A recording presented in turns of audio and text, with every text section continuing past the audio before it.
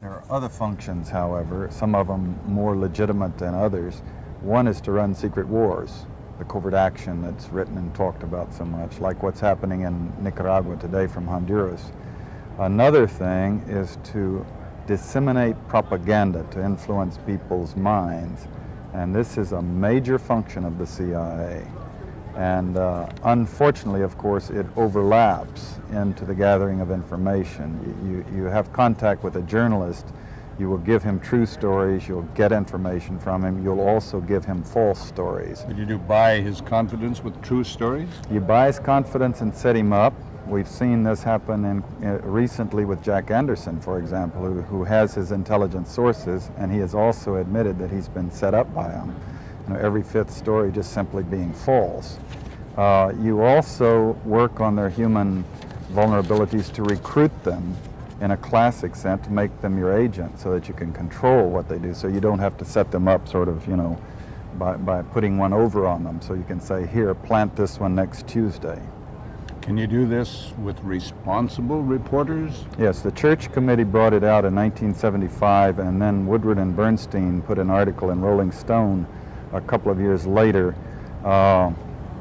400 journalists cooperating with the CIA, including some of the biggest names in the business, to consciously introduce the stories into the press. Well, give me a concrete example of how you use the press this way, how a false story is planted and how you got it published. Well, for example, in my war, the Angola War that I helped to manage, 1/3 of my staff was propaganda. Ironically, it's called covert action inside the CIA. Outside, that means the violent part.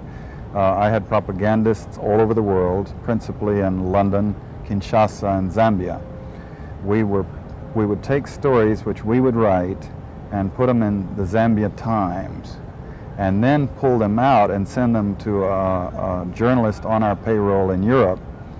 But his cover story, you see, would be that he had gotten them from his stringer in Lusaka, who had gotten them from the Zambia Times.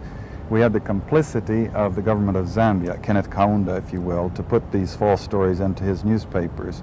But after that point, the journalists, Reuters and AFP, the management was not witting of it. Now, our contact man in Europe was, and we pumped just dozens of stories about Cuban atrocities, Cuban rapists.